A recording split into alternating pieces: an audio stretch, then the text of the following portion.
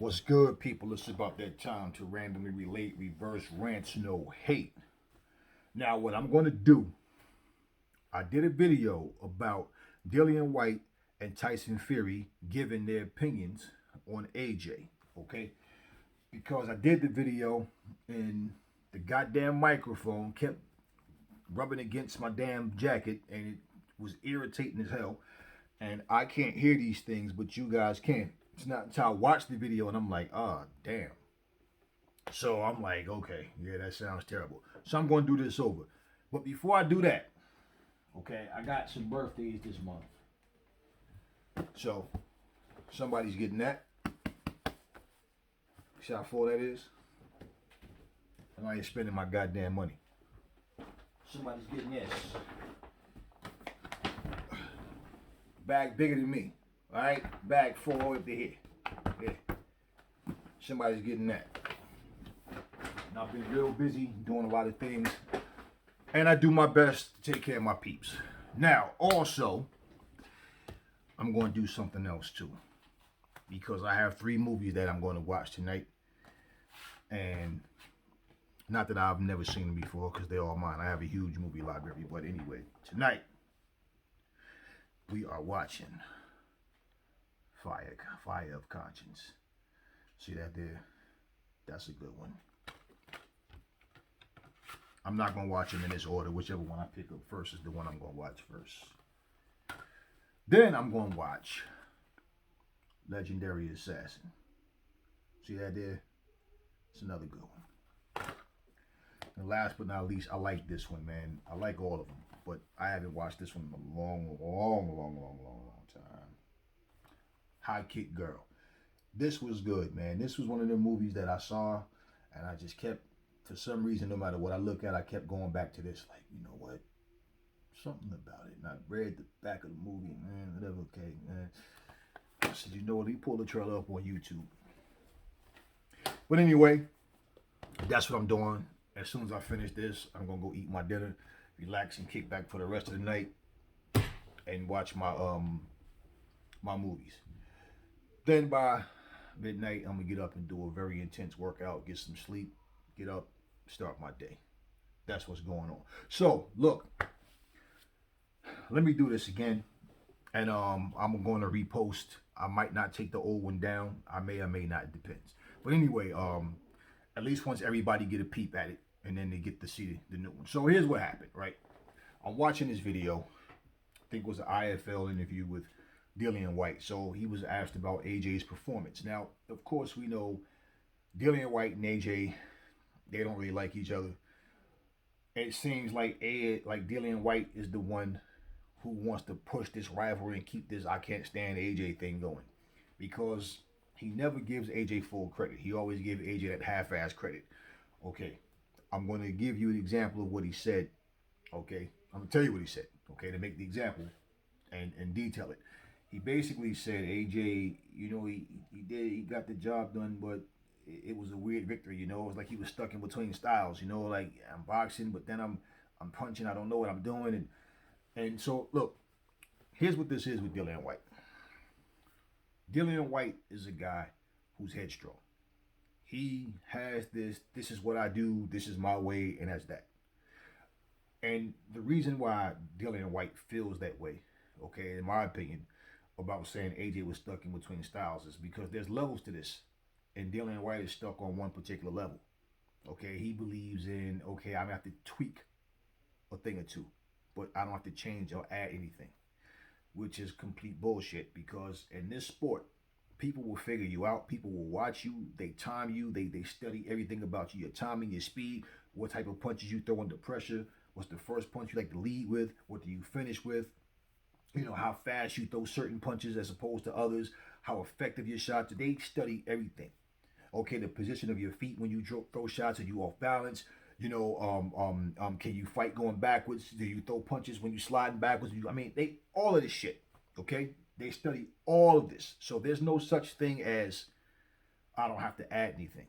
You don't have to, but at some point you're gonna get figured out. And when you do, pretty much every fight is gonna become hard at that point when you fight the elite fighters. Okay, and what Dillian Whyte is overlooking is this. Okay, First off, it's AJ style. It's his fight, right? He's the one in there. Just like when he was in there against Povetkin, right? If you ask Dillian Whyte, he did everything right except for that one mistake he made. It wasn't a mistake you made, man. Okay, it wasn't a mistake. You were in a fight. You threw a punch. Povetkin threw a better punch. A mistake is something you didn't mean to make. You meant to throw that punch. You just didn't know that that uppercut was going to catch you. Okay, so you didn't make a mistake. Okay, he beat you to the shot. He threw a better shot. The shot that he threw was a better shot. It got there faster and it knocked you out. Now, when you're trying to say what AJ should do and shouldn't do, and you're saying it was weird, and first off, here's the thing that sounds weird to me is a guy, and I support Dillian as a fighter, but I'm just calling it like it is. Here's a guy that got knocked out by Povetkin and basically said he made a mistake. Watch AJ's fight. He hasn't even avenged his loss yet. Dillian hasn't avenged his loss yet. He watched AJ fight. He said, yeah, he did what he had to do. The main thing was he won, but it was still a weird win, man. I don't understand this style change. I don't. See, AJ knocked you out. And he knocked out Povetkin. So for you to try to say what he should do or shouldn't have done, or that's what's weird to me about it. Because at the end of the day, what AJ showed is he's evolving as a fighter. Okay, he's moving his head. He's not standing in one spot with just standing there waiting and trying to just knock you out. That destroyer version of AJ didn't go anywhere. It's just patience and timing with this thing where now it's not like, okay, let me just throw and try to get you out of there. First off, it just makes Dillian look like, it just shows like you're not progressing as a fighter. You are probably as good as you're ever going to be. Because that mindset that you have, think about this. He said AJ should have got him out of there. AJ should have did this. Remember when AJ went for the kill against Andy Ruiz? Now we know Povetkin doesn't have that kind of hand speed. We already know that. Okay? But at the same time, the point is, even for AJ to punch and get to the point where he just punches himself out, throwing way too many shots for nothing because you think you got the guy more hurt than what he is. And even when he is hurt, if he's crafty enough to like stay afloat and he's moving out of the way of your shots, he's holding on, pace yourself. Okay. Dean Whyte is saying he thinks Dillian Whyte should go in there and just jump right on Povetkin, right? Well, you're trying to lessen the chance of him getting caught with something because he could be dominating the whole fight like he was and then get caught. And we know all Povetkin needs is one. More importantly, Povetkin knows all he needs is one. And for Dillian Whyte, however his approach is, whatever his approach may be, I'm pulling for Dillian to win the fight. But let's just say if Dillian lost that fight. And let's say he lost because he went to his old habits of, okay, let me just start throwing leather when I should be slipping and moving. You can't expect people to just sit here and give you credit for trying when it's a situation of, yeah, you're trying, but you're trying the wrong things. What works for you works. See, if something works, it's like, yo, he's the man. Yo, he did it. But if it backfires, oh, he should have did this instead of that. It's always going to be that, right? So my thing is, he gives AJ that half-ass credit because they don't like each other, man. Let's face it. Okay, but I think it's more of Dillian trying to keep that I don't like you flame going. AJ is more like, man, I deal with Dillian when I deal with Dillian. Other than that, I don't even think about Dillian. Now, Tyson Fury, he calls him a big dosser. He's a bum. I'll knock him out in 3 rounds. Remember a couple of weeks ago, he gave AJ credit for how he handled his loss like a man and then came back and won his championship. But then he calls him a bum. Everybody's a bum to Tyson Fury. When he decides to fight you, you're a bum, right? Tyson Fury, 1 minute, you're a great fighter. The next minute, you're a bum. So nothing Tyson Fury says do I take serious. Dillian Whyte was asked, who does he think win between AJ and Fury? He goes, I don't know. And the guy's like, well, if you had to lean towards somebody, you go lean towards these nuts. Like, he really doesn't want to say anything good about either one of them. Tyson Fury, I can understand more so because Tyson Fury is the type of guy, like I said, He changes opinions on how he see you. He just, and it's just talking, okay? So it is what it is. Like, I don't care. I'm not like ragging on Dillian because he doesn't like AJ or because he doesn't like Fury. I don't give a shit who likes who and who don't like who. But that response to me was weird, and it's basically a thing of this. Okay, Dillian Whyte has to go in there, and he has to go in there and get his spot back from Povetkin. Okay, it doesn't matter if you do something for 12 rounds and it work all 12 rounds and then you get knocked out with seconds left on the clock. It doesn't matter if you do it for 10 rounds, 5 rounds, whatever. The whole point is you lose or you win, okay? Simple. Or it's a draw. No contest, okay? There are rules. There are different ways of fighting in, okay? But at the same time, it's one of these situations where he's always giving his half-ass credit to AJ.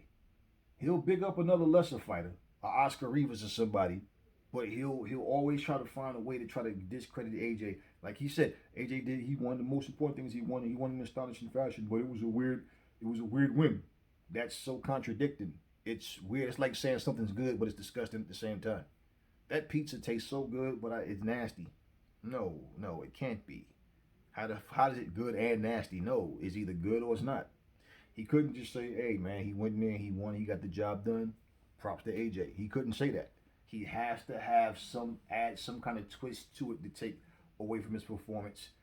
Hey, it's okay. It's a decent performance. It was a decent performance, but you won in an astonishing fashion. Like, bro, come on, man. He knocked the man down 4 times total. All right? He dominated every round.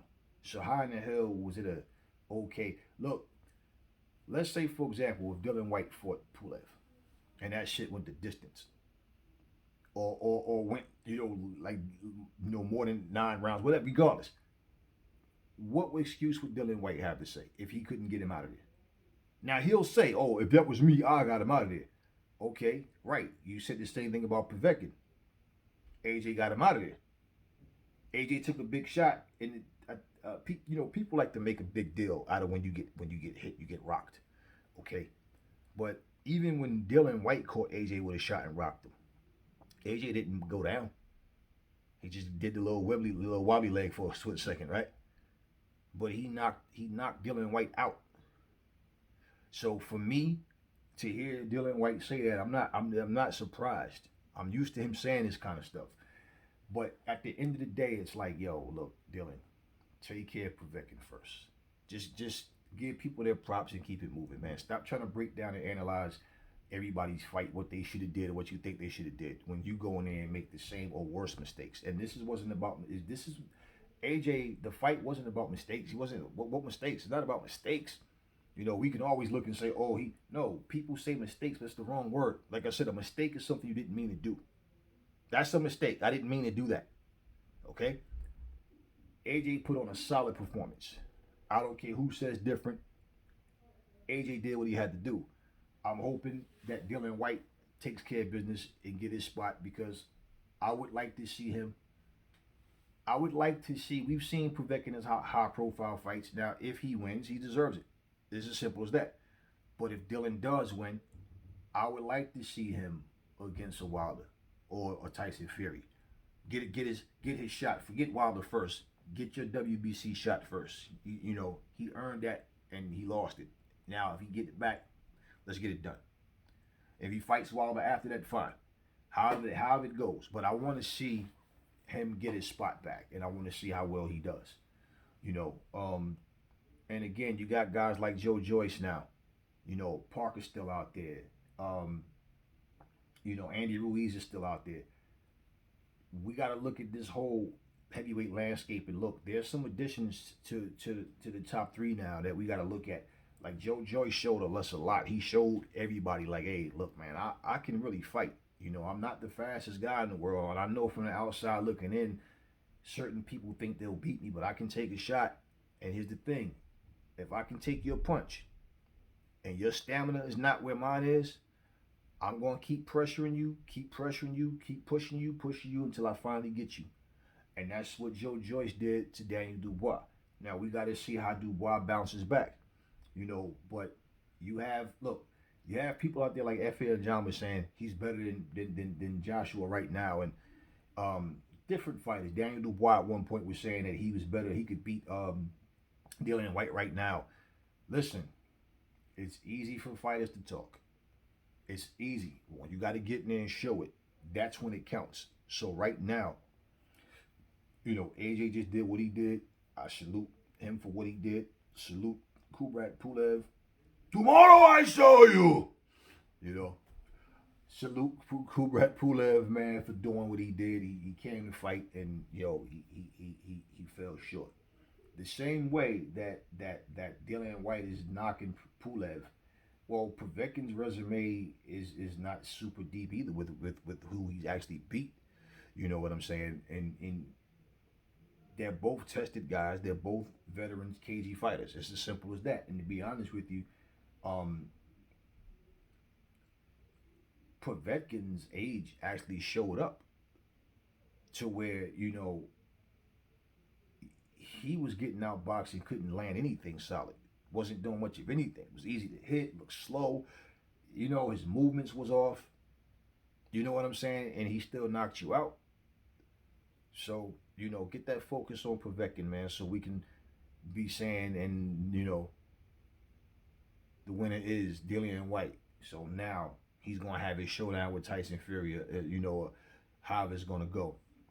Now, as far as Tyson Fury goes, like I said, he's calling AJ a bum. He said he'll knock him out in 3 rounds. He always says that everybody he says he's going to knock out is always 2 or 3 rounds. And when it doesn't happen, hey, you couldn't knock out Otto Wallin in 3 rounds. You couldn't knock him out at all. Y'all went the distance, and he cut you and bust your head open. So, I mean, it's easy to say that. Every fight's different. You don't know what can actually happen in a fight. But at the same time, it's like, let's be realistic, man. You're not knocking AJ out. You don't believe that.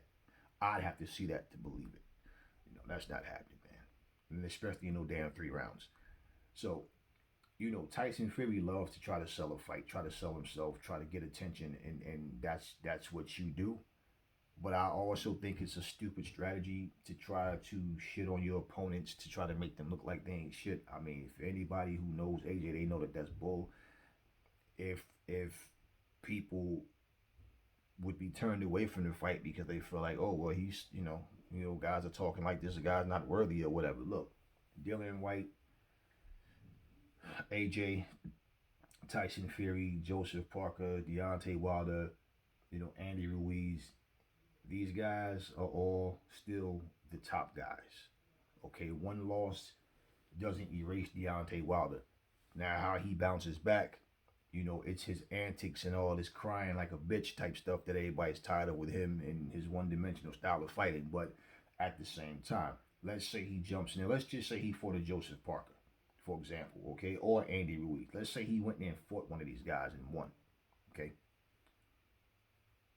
Then Deontay Wilder's name is right back in the conversation, not just by the minions, but in general of, okay, let's see. I want to see this fight.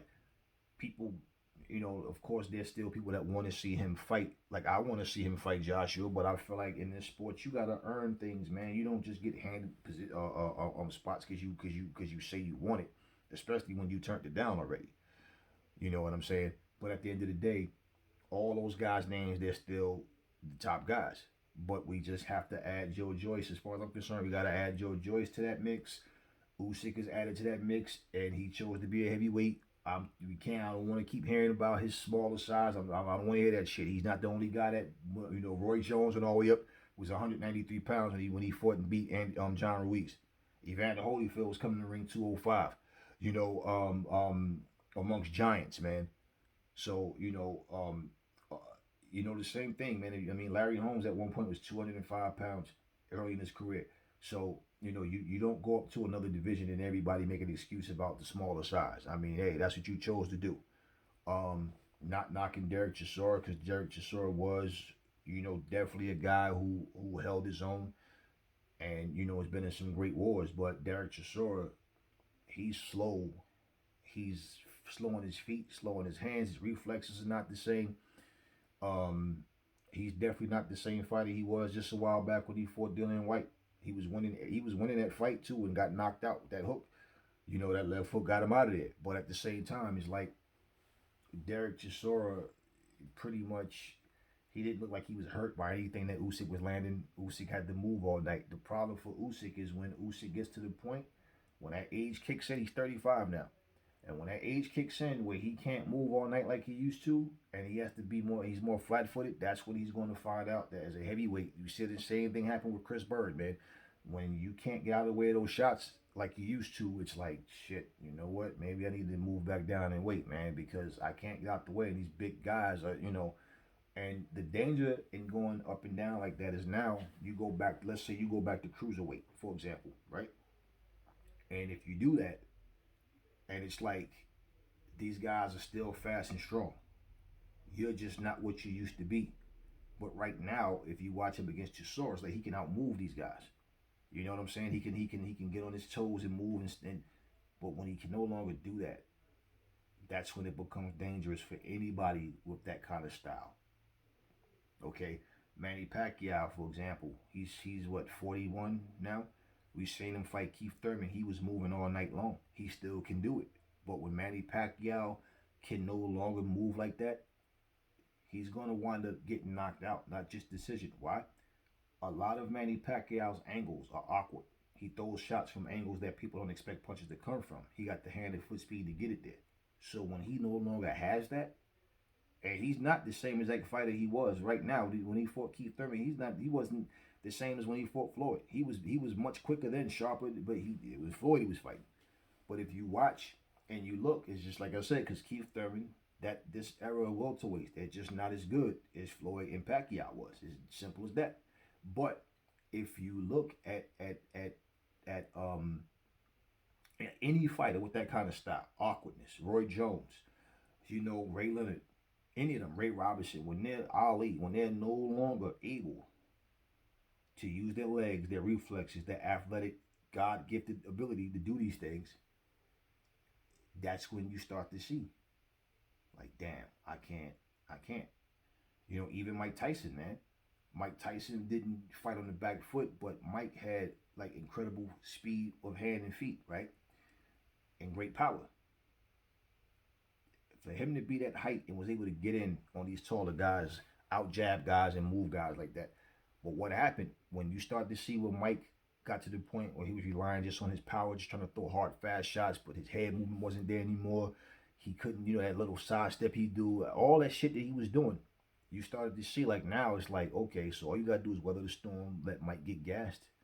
And before you know it, what happens? He's losing the guys that we know he would have destroyed in his prime, right? So, same thing. But I think it's an interesting time right now. But, all of this half-ass giving people chance. Look, this guy, the two-time unified champ of the world, y'all. Okay? Two-time unified champ of the world. In a previous video, like I said, one of the stupidest comments that I heard was, AJ better stay far away from Tyson Fury and Deontay Wilder. The man wants to be undisputed. Why the hell would he stay away from Tyson Fury? Why would he not want to knock out Deontay Wilder? Why would he not want to build his resume up with, I beat everybody that was the top guy in my era? Why would he want to stay away? We want the best fights to happen, but then all of a sudden, he better stay away, otherwise he's going to lose. Well, let's see. But Tyson Fury situation with AJ, to me, I'm looking at it like this, right? We don't know what's going to happen. We don't know. Is he going to end up fighting Wilder first? If, regardless, whether Dillian wins or Povetkin wins, is he obligated to fight that person? I would think so. And from what we understand, AJ's next mandatory is Usyk. So I don't think it would be wise for AJ to just let his belt go just so he can fight Tyson Fury. And I honestly believe that if these belts are around the waist of other champions, other guys, I don't know how bad they want undisputed. And we know that when people start to get some real estate, they get a title, it becomes, I got some say-so. They management team get in their ear, nah, fuck that, we want 50-50. Nah, you know what, 50-50 or no fight, or whatever it may be. And then you got people going, fuck it, just take the 50-50, man. It's not always that simple, y'all. Put yourselves in this situation, right? You've been working at a job, just say for 10 years, right? And it took you 10 years to, let's just say, make $25 an hour. And all of a sudden they start starting people with what they started, with what it took you 10 years to make. Now, you're not hating on those people. You're saying, you know what, give them their 25.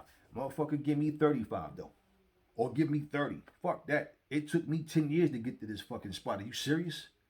And now you just going to start people here making what it took me this long to make? No. No, give them their 25, but I need at least 30. That's only fight. That's only fair. So why? You earned your stripes. You've put in your time. Same thing. How the fuck are you the unified champ of the world? You got a motherfucker with no belt trying to tell you what the fuck, or got one belt. You got 3 damn titles. They got 1 title trying to tell you it's 50-50. Usyk ain't no bigger star than AJ. Tyson Fury's no bigger star than AJ. Wilder, any of them, none of them are a bigger star than AJ. So at the end of the day, no, you take the 60-40 split or whatever the fuck, and you know what you do? You go beat AJ's ass, and now you are that guy. Then you call the shots now. It's as simple as that. But I don't want to see another situation where there's a belt here, a belt here, a belt here. But everybody's claiming champ, but these fights are not being made. Now everybody want to, use the overpricing method to not fight certain guys. But you're fighting top guys that really still has no actual name. Think about this. Joseph Parker's a former champion, right? Andy Ruiz is a former champion. Charles Martin is a former champion. Okay, if you break those guys down, right? Without AJ, without Wilder, without Fury, without Dillian Whyte, who would you say is the next best guy aside from them? No matter who you pick, none of them have like immense popularity. Not that, you understand what I'm saying? And I'm making that point for this reason. Aside from AJ, Fury now, and Wilder, they definitely, I would say those are the 3 biggest names, at least world. Put it like this: in the States, let me say this to make this clear, because in the States, people always feel like you got to make it in America if you want a name, right? Wilder was never a big draw here in the States, never. Okay, Fury was able to come here and have more people, more supporters in the building than Wilder in America. AJ fought Andy Ruiz, and he had the building. I mean, he was able to have more people here in America, than a guy that lives in America. So, what I'm saying, it comes down to the situation of when you look at who's there. We'll just have champions fighting other guys, but not each other. And that's what we don't want. We've had that already. We don't want to feel like somebody's holding the titles hostage. We want to see these guys fight. Let's get undisputed. Why not? I definitely want to see Fury and AJ go at it. There's a lot of fights I want to see. But all of this talk about what AJ is and what AJ isn't, and the half-ass credit. Look, it's like this. If Fury and AJ are going to actually fight, and this is a done deal, and that this is something that they're pushing for, I'm all for it. But if it's just talk, and Fury's talking and making all this noise, but there's nothing, they haven't even sat down and negotiated anything yet, if they do, Eddie Hearn's going to be all over that shit. Eddie Hearn to be the first one standing up there talking with that smile on his face, talking about how I've been up since this morning and my phone. And you already know, Eddie Hearn is definitely going to be the first one to make it known. Eddie don't want nobody to hit social media before him to make known what he just accomplished, okay, and what he's working on. So there's no need for AJ or Fury to talk about the fight as if it's happening if it's not. There's no guarantee about that fight happening right now. So you see what I'm saying? There's things that has to happen first. Now, the only way we know that fight can actually be next is if the guys on the opponents, if each guy is deciding to step aside so this guy can step forward and do what he has to do. Otherwise, no. But yeah, that's the fight out of in the heavyweight division. That's the fight I want to see the most. That's the fight I want to see more than any of them is AJ versus Fury. AJ versus Wilder is not a fight that I want to see because I think it's going to be competitive. I just basically, you already know I'm rolling with AJ. Whatever happens, happens. But I think AJ will win. I just want him to get that fight out the way. Truthfully, I want to see. Don't get me wrong. I want to see a good fight, but can we depend on Wilder to show up and do anything other than just try to land a jab right hand? You know what I'm saying? So I just want him to get that fight out the way. Have it. Hopefully, it's a good scrap, and then boom, what's supposed to happen happens. Okay, boom, next. That's the whole thing. I don't want to see the fight like I think that's going to be a great fight. I just want to finally see who wins. AJ versus Wilder. That's it. And I think that's going to be AJ. I think he wins by knockout. But at the same time, I don't see that as being some great war. I don't see it that way. If it turned out that way, hey, great. But whatever. I just want to see that. I want it to happen, but I'm more intrigued about Fury and AJ more than any of the heavyweight fights. And then afterwards, we start looking at the landscape because the landscape changes. Other fighters step up. Other fighters build their profile up. Upsets happen. Things do happen. So that's what I'm looking at. Anyway, look, never fall in love with lies. Remember, the truth brings hate out of people. And I will catch y'all on the next video.